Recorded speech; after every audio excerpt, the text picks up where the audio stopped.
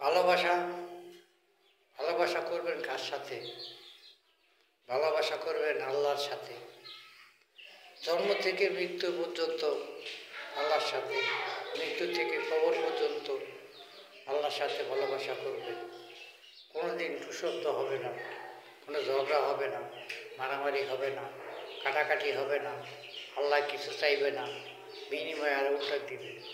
অতএব ভালোবাসা করবেন আল্লাহর সাথে। আর বান্দার সাথে ভালোবাসা করবেন ক্ষণিকের জন্য। আজ আছে তো কাল নাই, একদিন, 2 দিন, 3 দিন, 1 মাস, 2 মাস, 3 মাস পরে একদিন ঝগড়া লাগবেই, কিছু না কিছু চাইবে, আপনি দিবেন, হয়তো দিবে না, পরে লাগবে ঝগড়া পারাবাড়ি। কিন্তু আল্লাহ কিয়ামত পর্যন্ত আল্লাহর সঙ্গে ভালোবাসা করলে আল্লাহ শুধু দিয়েই যাবে, কিন্তু বিনিময়ে কিছুই নেবে না, কিছুই চাইবে না, তবে শুধু তার আমলনামা, আখলাক। আসেন ভাই, আমরা ভালোবাসা করি আল্লাহর সাথে, আল্লাহর নবীর রাসূলের সাথে। এদের সাথে ভালোবাসা করলে বিনিময়ে তারা কিছু চায় না। মানুষের সাথে ভালোবাসা করলে বিনিময়ে অনেক কিছু চায়।